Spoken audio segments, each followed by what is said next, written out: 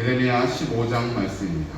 1절에서 보면은 모세와 사무엘이 내 앞에 선다 할지라도 내 마음은 이 백성을 향할 수 없다 말씀하십니다.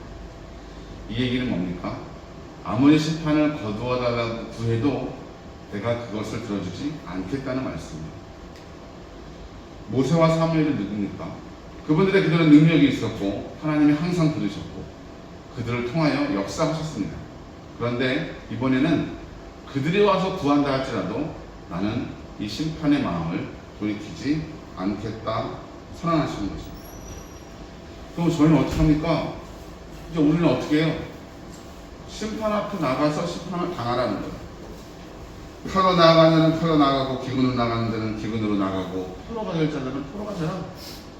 내 앞에 막닥뜨린 심판을 그냥 그 심판 그대로 너희가 감당하라 말씀하는 거죠. 특별히 유다의 왕 히스기야의 아들 므낫세, 그가 55년 동안이나 통치하면서 저질렀던 그 악행들 때문에 므낫세 왕만 죄를 저질렀겠습니까? 그 모든 죄가 있는데 모세와 사무엘이 어떤 하나님의 역사하심을 이끌었던 대표자로서 이렇게 거론되었다고 한다면 이 므낫세는 수많은 죄악을 저질렀던 왕들 중에 대표자로 거론되고 있는 거겠죠. 그래서 그 심판의 모습이 처참할 수밖에 없는데 그 모습을 이제 자식이 많은 여인에 비유하시는 거예요. 여러분, 뭐 우리나라도 그렇지만 옛날 고대 이스라엘 사회도 그 스라의 자녀가 많으면 그건 복이라고 여겼습니다. 복이에요. 그런데 이 심판의 상황 속에서는 자녀가 많은 게 오히려 재앙이요 화가 된다는 거예요. 왜냐하면 그 많은 자녀들의 죽음의 소식을 듣게 될 거거든요. 그 슬픔이 멈춰지지 않을 거거든요.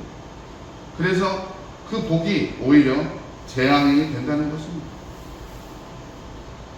이 말씀을 들은 예레미야가 하나님 앞에 기도합니다. 15절에 보면은 원하건대 주는 나를 기억하시며 돌보시고 나를 박해하는 자에게 보복하시고 쭉 나오죠. 그러면서 여호와는 나를 속이는 신에 같습니다.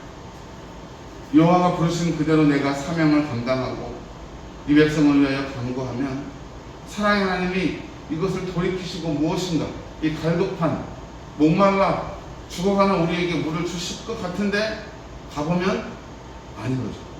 이게 뭐냐면 여러분 광야에서 힘들게 거기 헤매다가 이렇게 굽이치는 강의 모양이 이렇게 보이잖아요. 물인가? 막 달려갑니다.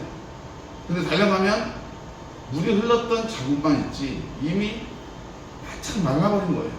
이게 속이는 신이라는 거예요. 속이는 신. 소망을 가지고 하나님께 나가서 이렇게 구하면 뭔가 좀 상황이 달라질 거라고 기대하고 있는데 결국은 심판을 거두지 않겠다. 그 백성들 앞에 있는 것은 심판뿐이다 선언하시니 마치 속이는 신에 같으십니다. 하지만 여호와 하나님은 마지막 21절에 19절과 20절에는 설명이 20절하고 19절하고 20절에서 설명을 쭉 하시고 21절에 약속을 하시죠. 뭐라고? 너를 악한 자의 손에서 건지며 무서운 자의 손에서 구원하리라. 예레미야는요 바벨론에 끌려가진 않았어요.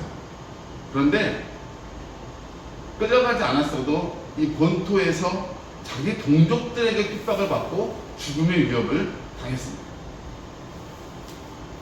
그래서 실제로 이런 말 여호와 하나님 왜 구해주지 않으십니까? 이렇게 탄원할 때에 그것이 민족에 대한 탄원도 있지만 자기 자신에 대한 탄원입니다. 하나님께서 말씀하시죠. 내가 너로 백성들 앞에 견고한 노성벽이 되게 하겠다.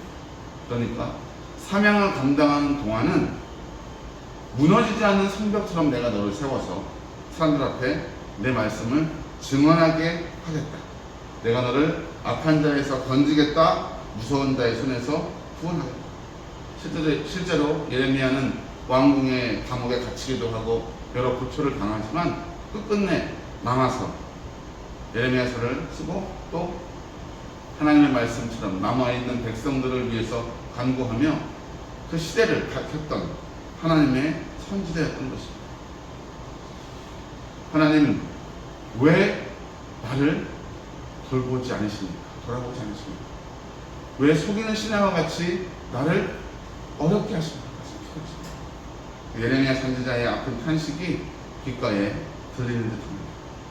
사랑하는 성도 여러분, 어렵고 힘든 시대를 살아간다 할지라도 우리가 기억해야 할 것은 그 시대 가운데에도 교회와 그 믿음의 사람들에게 주시는, 그리고 바라시는 사명이 있다는 겁니다.